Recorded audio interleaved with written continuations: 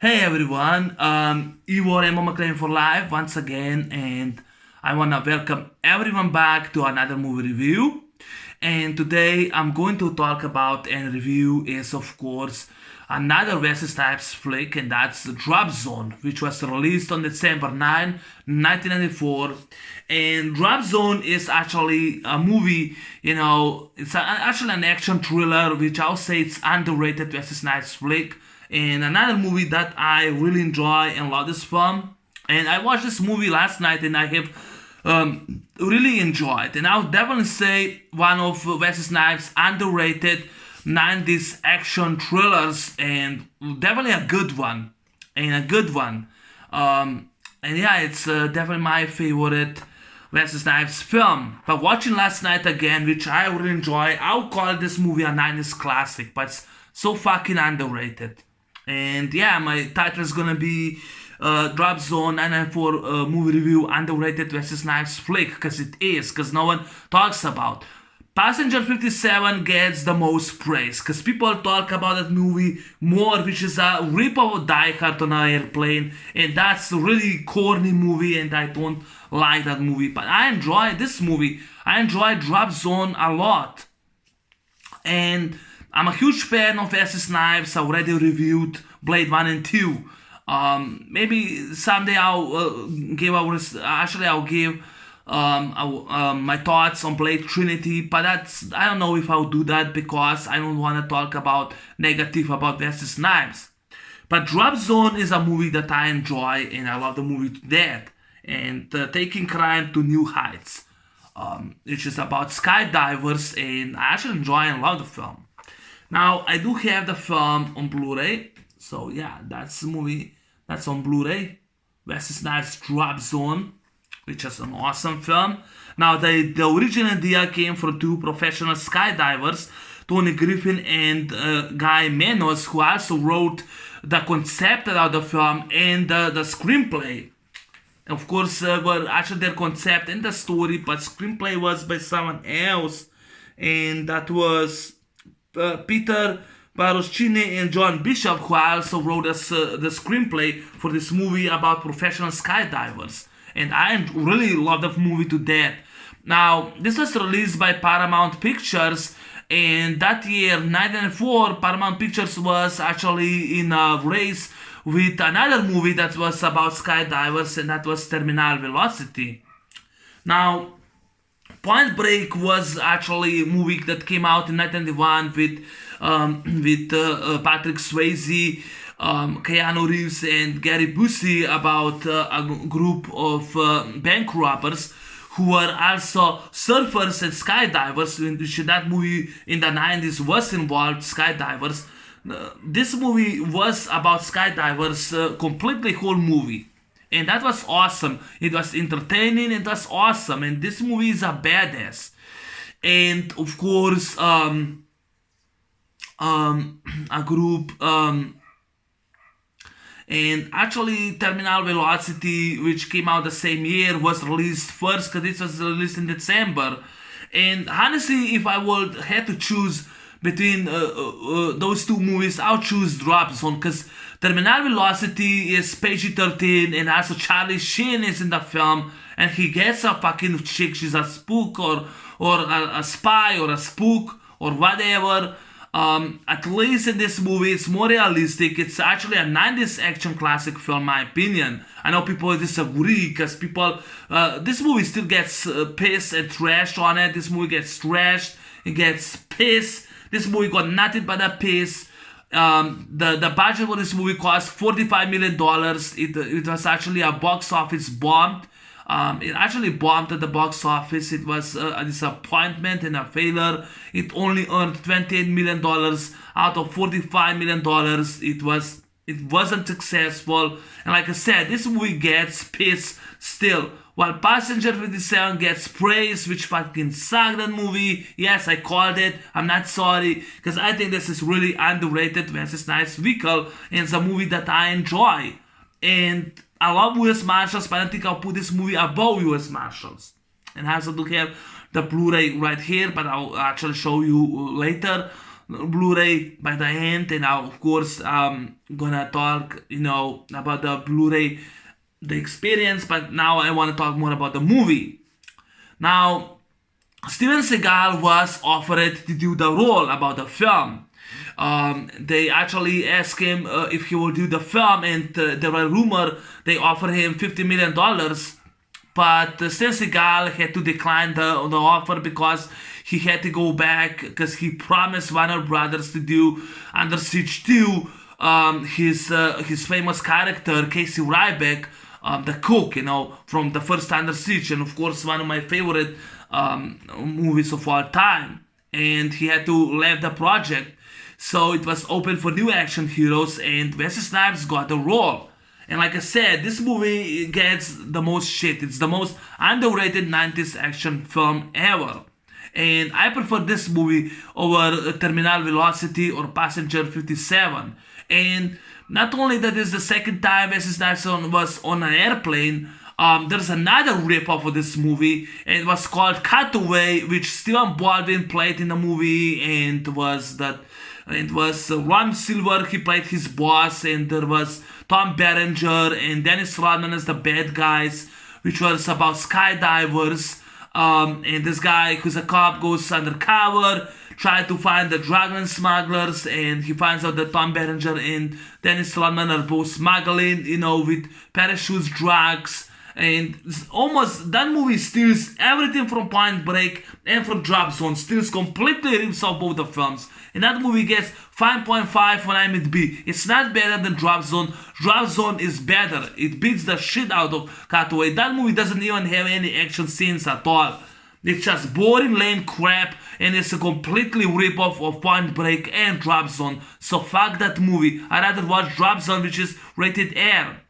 And yeah, Gary Busey, he was in Point Break. He was actually catching bank robbers who are, like I said, they were surfers and skydivers in Point Break. In this movie, he actually plays one of the skydivers, and he plays ex-DEA agent Ty, I think was Ty Moncrief. I did wrote down, but I think was Moncrief, Ty Moncrief. He played ex-DEA agent who was dishonorable. He actually was discharged, from his duty, and he goes in the smuggling ring, in which he also wants to be. He wants to get rich. But I'll get more into the characters in the story. But I think that Drop Zone is one of the most 90s action films that's very underrated, and people doesn't even talk about this film. Now, directed was by John Badham, who directed really good movies, Nick of Time with Johnny Depp. He later did with that movie, Point of No Return, which was a remake of Les Femmes Nikita. Stakeout, another Stakeout, and he also did Birth on a Wire and Blue Thunder. Birth on a Wire was with Goldie Hawn and Mel Gibson. I have that movie in Blu-ray. On Blu-ray, I do have that movie. But Drop Zone is definitely a movie, definitely one of my favorite action movies of all time. I'll put that movie in my top 100 action films, because definitely I enjoy this film. And like I said, Wesley Snipes was back on the track at the time. His career was on the up, but that I would say Blade put him more on the top of his game than this movie. But I'm glad that Steven Seagal was not the lead. I'm glad that Wesley Snipes, he was in the lead, and he was a badass in this movie. He plays U.S. Marshal Pete Nassib, and he's a badass in this movie. And I just love Wesley Snipes so much. And I forgot to mention, but music score was done by Hans Zimmer. He did for the Dark Knight trilogy, he did for Black Rain, and I'm surprised it was him in that he did the music score. And mostly they did was actually everything that you saw, all the action scenes, the skydiving scenes. You have a great skydiving scenes. I think that even Roger Ebert liked it, a few skydive scenes. And you have a great how the director filmed this film. And I say this is better than Terminal Velocity. It's rated there, that movie is PG-13. I mean, this is better. You have a great cast. But like I said, Wesley Snipes stars as Pete Nassib, U.S. Marshal, and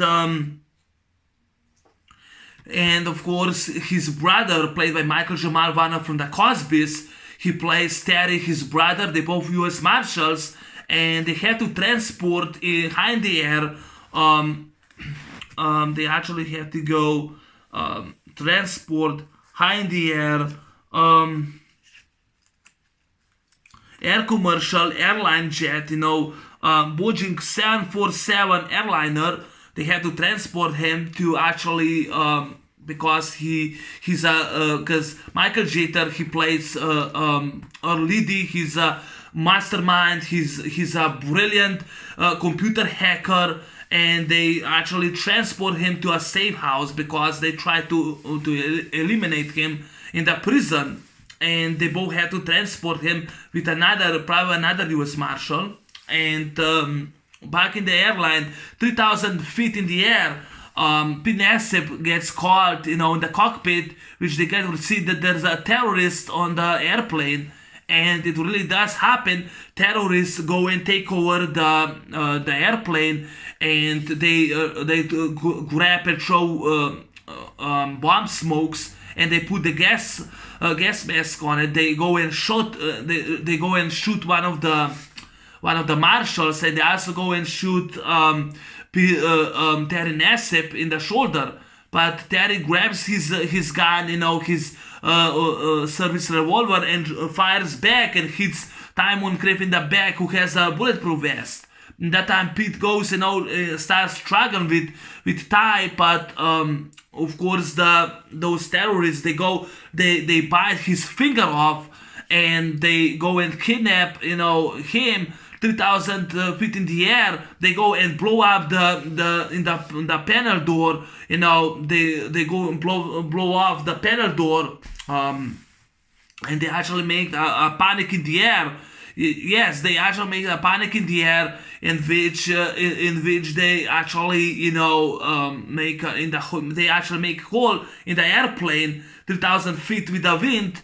And one of the little girl, she actually saw one of the kidnappers. She takes the guy's mask off, and the guy gets scary with a scar in his face, and he jumps off the airplane. And everyone, they actually jump, and they try to kill the little girl. And Terry, like a hero, he saves the girl, but he gets sucked into the air, and he dies. Pete tries to save him, but he couldn't. And of course, Liddy and the professional hijackers who hijacked the airplane, they escape. They jump 30,000 feet in the air with parachutes. They jump. They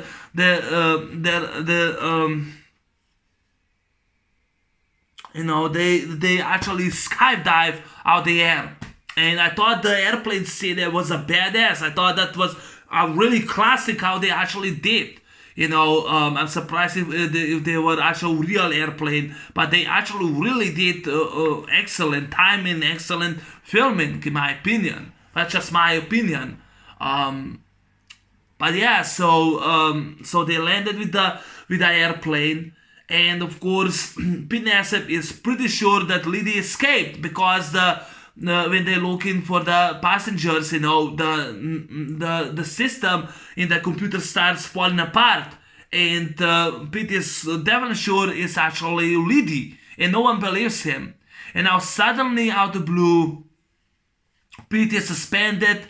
He lost his badge, his job, his gun, and he and his brother are now blamed for the crash, in which 14 passengers in the air are killed, are dead, and he gets the blame. And Pete Nassib, he decides he's not gonna leave this case off, so he goes undercover, and he starts asking, the Marines And the most crazy person that will do in the air will be Jess Crossman and another guy. Of course, I wrote down the guy's name. Jagger. The other guy is Big Jagger or just Jagger. Jess Crossman and Jagger, and he is searching for Crossman, and he goes to the airplane, which they're actually professional skydivers. And he meets Jess Crossman, and she's a girl, It's actually Yancy Butler, because the original story was written for that Jess Crossman would be a man, but they later changed into Yancy Butler. From this movie, right there, Hard Target. Yancy Butler was in this movie, Hard Target, one of my favorite 90s action movies of all time. She was in this movie after she did Hard Target. She was Jess Crossman. She was cast as a woman, and because Pete Nassib, he starts asking questions, and he asks, everyone if that is possible, that they could that actually could escape, jump off the airplane 3,000 feet in the air, and it's possible they could do it. And of course, Jess Crossman, she was that time by the parole. It wasn't her, but but Pete Nassib, because she figures out that he's a cop, or that he's some parole agent, or he's a cop, and it turns out that he's U.S. Marshal, and in order, to find out, to flush the guys out who did that, Pete Nassib makes a deal with Jess Crossman. He's gonna join her team in order to flush out those guys who are actually who did that. And turns out, that Early D is dead because they found his finger in the airplane, and he was sucked in the air. But no, he's alive. Now, Ty Moncrief, he's actually a skydiver, and his team of skydivers, they're professional thieves. They are actually mastermind criminals. And Ty Moncrief, he's a mastermind criminal, and they are breaking actually in the DEA office, and they are stealing. They actually go. They actually go and they actually stealing the list of all of no official cover of all DEA agents in the drug ring, and he wants $2 million every month. He's gonna give them information which they need early that's gonna hack there in the DEA system, and gives them the list, which they do that. The first time they do that for free. The next score that they're planning is actually on 4th of July this weekend, which they're actually gonna sell no official covers. And that's gonna be on the DEA's Sky building, and they're gonna do this weekend, 4th of July, which is gonna be the weekend, and they actually go in DEA.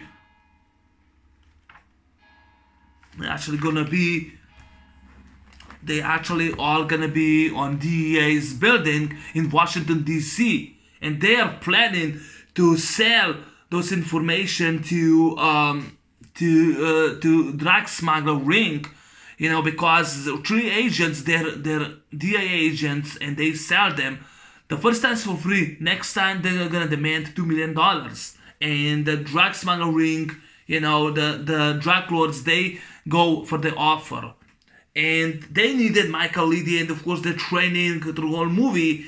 And and of course there's a scene which Pete Nassib finds out that Jagger is the guy, because Jagger was actually the lover of Jess Crossman, but they actually both went a separate way because the guy was still hooked on the drugs. And that's how actually happened. He was still hooked on the drugs, and that's how happened. He was hooked on the drugs, and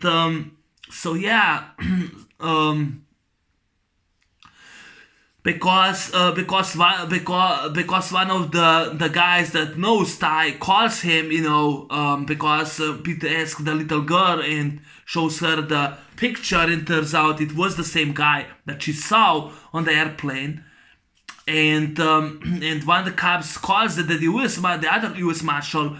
He tracked down and he found the guy Jagger was one of the guys who hijacked the airplane. And when they actually go, they're training, they jump out the air, Gary Busey goes, grabs the parachute, and he throws the guy right in the power plant, in which the guy lands on the power plant in the high voltage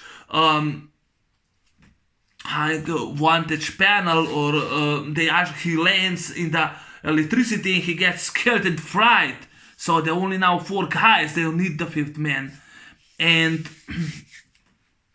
in order, when Pete finds out, that he was close, but now he's empty against the lead. So Crossman, she decides to help. She decides to go and, of course, help. She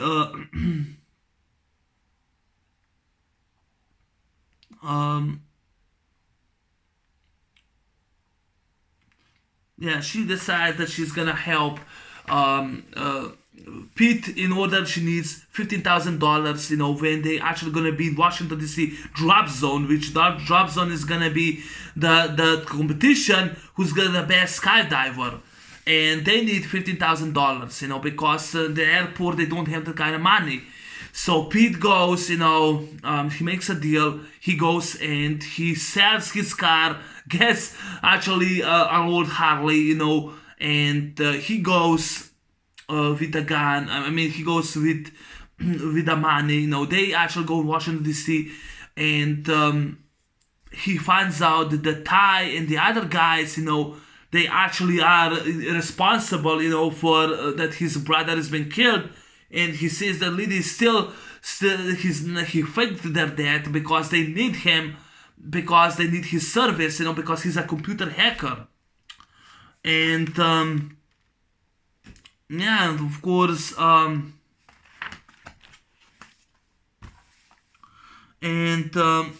that's how actually was.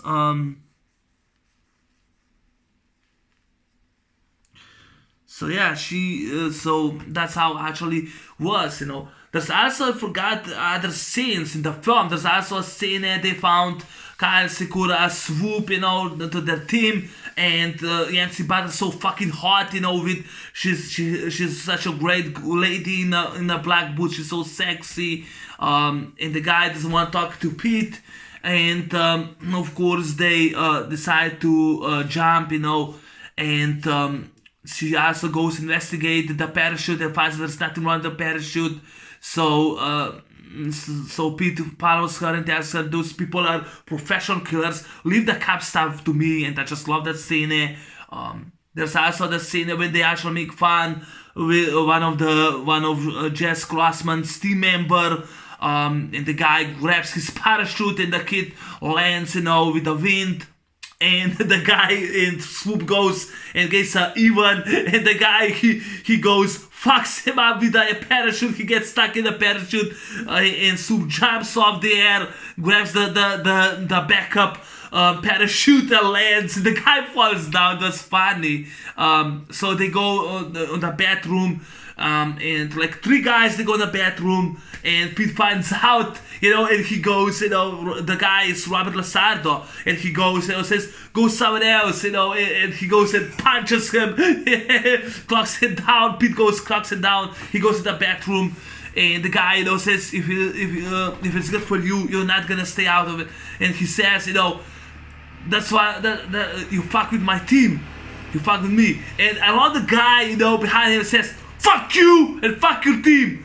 And Wesley Snipes goes, punches him, kicks the guy's ass, and the other guy goes, he uses his martial kick, kicks both of them like a badass. He goes and kicks the guy door in the toilet, punches him, kicks the guy's ass. It was really awesome. Go there, Rick. It's really awesome scene, and he saves his friend. So they want to do that. They actually go. That they actually want that they find.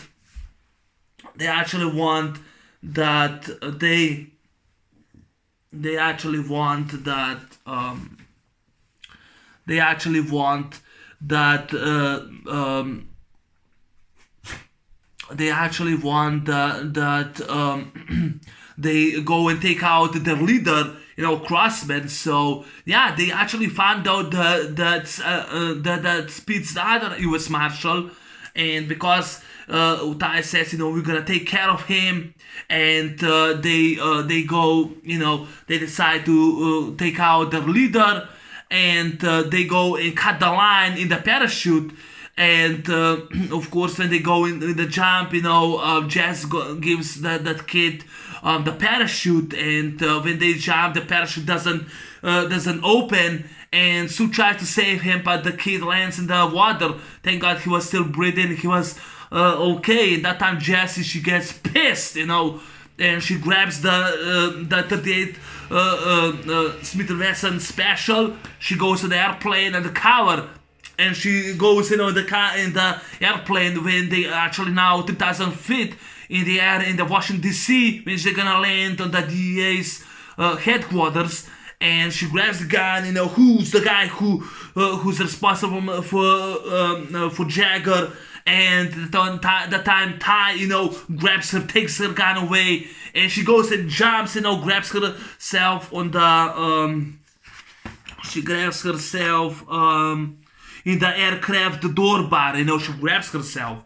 And that scene was really ballsy, but I have to say that if that would be real, I don't think that kind of in the air, I don't think she would even have time to hold herself because of the wind that was blowing and the cold on her arms. I think she won't less than at least 5 seconds to 10 seconds that she will have to, because she will probably get cramps in her legs. Yes, she will get cramps in her legs, and I don't think she will be even able to hold for 2 minutes that long without any gloves in it.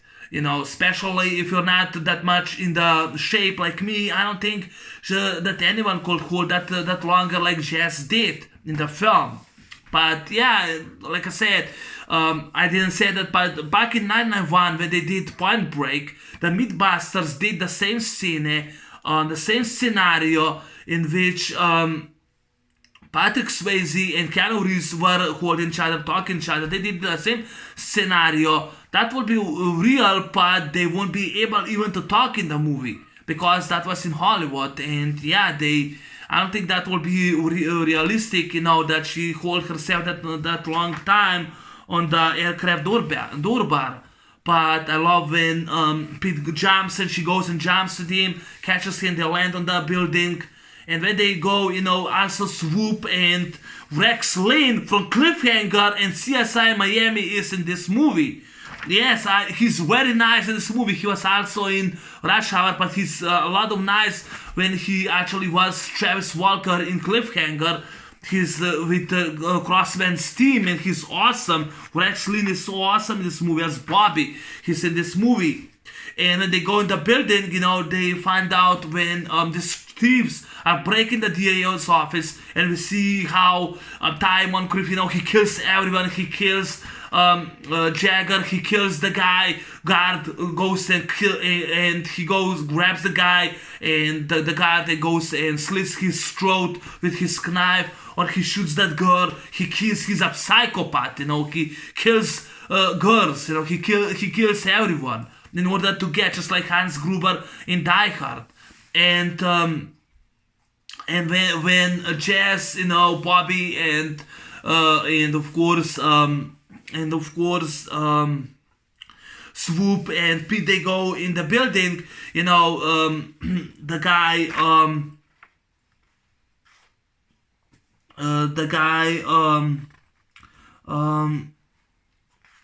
Deputy Dog, grabs the gun, starts shooting at them, and Wesley Snipes said, hey, they go fight each other, and Wesley Snipes grabs the guy for the neck, they landed down on the steps, and he breaks his neck, which is awesome. So he goes in the building, and that time, of course, Jess goes, she goes to help, and she goes to that washing for wash windows in the air, and I don't know how it's called, that fourth branch or that that balcony in which the dishwashers are using it. Actually the window washers, they're actually using it. In the sky. I don't know how it's called, but she jumps on it. And that time, Okada shows up with using goes fires at Jess, and Jess grabs that. She grabs that.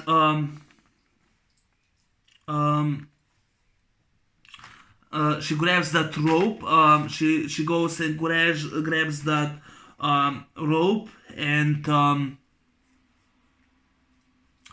she grabs that rope, and she swings herself, breaks the glass, and there's a fight scene, and she grabs Kara, punches at the copier, and people are asking if Kara's still alive. No, actually she's dead, because she kills her in the copier. She kills her, so she's actually dead. It was awesome scene. But if you see the fight scene, the cut fight between Yancy Butler and the actress Claire Stansfield, you're actually gonna see that there's actually both. They're both stunt women for both the actresses, because the fight was for real. And Yancy Butler, she actually went and really clonked the guys down. She clonked him down. That was for real. So that time, in the building, Pete Nasser finally finds out, finally catches Liddy, and he puts the gun, in Liddy, and of course, Ty kidnaps Jess, and the other guy who's on there, starts shooting on Swoop, and Swoop goes, fights him, grabs him, the rope, and Bobby clicks the rope, and he his neck gets broken, when he's sucked in the air, with the parachute, he has broken his neck. And I love the scene when Wesley Snipes and Gary Busey, they go and they both point at each other guns. And John Woo stole that scene from this movie. They both pull the guns, but their guns empty, so they fight each other. And that time they both land off the building. And of course, Wesley Snipes' parachute opens, but because he holds, Wesley Snipes, but Ty falls down. Right lands in the truck, in the window, and he gets killed, and the guy, he lands him, and they both get killed. The other guy, his other accomplice also gets killed, because Ty lands right at him in the truck, and they both get killed. It was awesome scene. And yeah, and of course, so now finally, because there's alarm, and the cop shows up, the fireman shows up, and because the security guards called the help, because they thought there's a fire in the building. Liddy tries to escape as Swoops goes and jumps at him, and that time, of course, shows up. That time, of course, that time Pete goes to the hospital and says, Swoop calls and tells him to tell me that I'm alright. And I love when Pete says everything, say, brother, I love that. Or when Pete calls, Liddy, I want you, come back here, Liddy, I love that. Oh my god. And of course, Jess stays with Pete, and the movie then ends with a beautiful, with a beautiful soundtrack, "The Stranger's Party" by INXS. INX. I can't pronounce the group, but I love the song "Stranger's Party," which I'll put the link in it. Now, Wesley Snipes did a fantastic job. He did awesome job. Playing the character. Pete Nasser is a badass. He's a U.S. Marshal, and he was later, 4 years later, he actually was running away from U.S. Marshals. Now he plays U.S. Marshal. The second time he's on an airplane, he's a badass. I love the airplane scene. It's a badass scene, realistic. No CGI, no fake shaky cam. It's all realistic. They did a great job. John Badham did a fantastic job directing this movie. And the screenplay, by Peter Barcioni and John Bishop, they did a great job. And I also love, the story, which was the original story by Tony Griffin, Guy Manos, and Peter Barcioni. They're both real professional skydivers.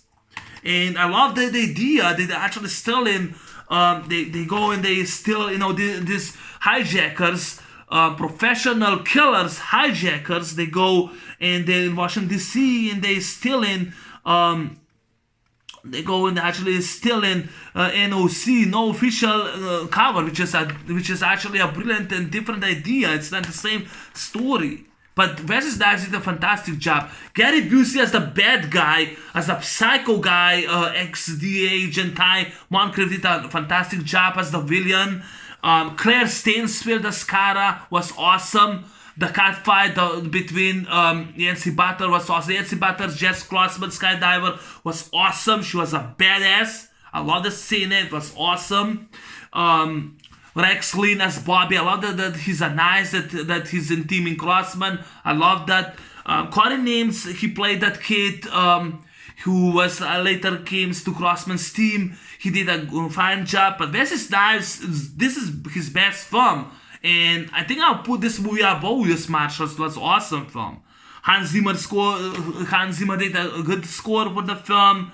But I love the Strangest Party. And this movie should be a summer blockbuster because it's so good. But sadly, no, this movie gets a pass on it. They also use Green Douglas C-47 Skytrain, which was for skydiving scenes. And what I forgot to mention about the film, the most of the cast, including Wesley Snipes, they're not allowed to do skydive scenes, except Michael Jater. He did all his own stunt scenes, but of course, the insurance policies of Wesley Snipes and most of the cast precluded them from skydiving, which prevented them from skydiving. They're not allowed to do a real skydiving scenes. But lucky they did, lucky Wesley Snipes and Yancy Butler and Gary Busey, they actually were allowed to do their own stunts, just that skydiving. Those were definitely, they were definitely a stuntmen. But Michael Jeter, he actually did. He actually is the only one that did his own stunts in skydiving, and he did, tandem jump. He actually did that. So Michael Jeter did an awesome job in this movie. In the open scene, he's in prison. So a guy tries to stab him with a knife and gets saved by a guard. And of course, there's a scene when they actually, the first time, Wesley Snipes on the airplane, and Yancy Butler goes and drops him down. And of course, the lady, she says, I think it was Fiona, she says, go and help him. She goes and saves him. And when they actually land into the water, the swamp, they land in the swamp scene, and Wesley Snipes goes and punches her. That was in the original script, because they planned that Jess Clausen would be a man, but when Yancy Butler got the job, they wanted to scrap that idea, but Yancy Butler demanded and insisted that Wesley Snipes punches her, so he really punches her. She insisted, so that was ballsy that they actually did. There's also in the control room, in the control room, which they were in the mainframe control room, you actually see a scene when Wesley Snipes and Gary Busey start shooting each other, because Wesley Snipes has Beretta, his gun, just like in Demolition Man, when John Spartan used, Beretta in Demolition Man. In this movie, Wesley Snipes he has a Beretta and shoots on Gary Busey. Gary Busey shoots back at him with 6 Sauer. So yes, Gary Busey uses the gun and shoots the people. He kills the people to get the score that he wants, while Wesley Snipes goes, and shoots him back. I mean, this movie is a classic. They don't make them like this anymore. It's a 90s classic film. Honorable discharge, but yeah, Claire Stanfield as Skyler did a great job. Also, Natalie Jordan is a little girl, Lena. I tried to find her, she's a singer or something, but I couldn't find any information. But Natalie Jordan played a little girl that you saw the Jagger's face. But you have a great skydive scenes, you have a great story, a good story, a great action sequences which I enjoyed. And yeah, but this is now the Blu-ray, which I'll show you the Blu-ray, taking crime to new heights. And this is the back, which you see Jess Grossman and Pinesip. And that's the scene, that's actually the scene that is much better. That's Jess Grossman, that's Pinesip, which is the back. The skydive scenes with Paramount Pictures. And I love the scene in the air. I love this different idea. Like I said, John Badham did a fantastic job directing this film. And I forgot to mention, but the picture quality on the Blu-ray is really beautiful. I mean, if you don't have this movie on Blu-ray, I think you should it. But sue me, I love Drop Zone to death. I love this movie. One of Wesley Snipes' underrated flicks of all time. One of my favorite flicks he did. And I think I'll put this movie number 4, and that will be Wes Marshall's number 5. But I'm glad that he's in the lead, right after he did Demolition Man, and later he did Blade, one of my favorite movies he did. But yes, Drop Zone, I enjoy. So that's my review on Drop Zone. Take care, and thanks for watching, and I'll see you soon in the new movie review. I'm out. Take care, peace, and bye-bye.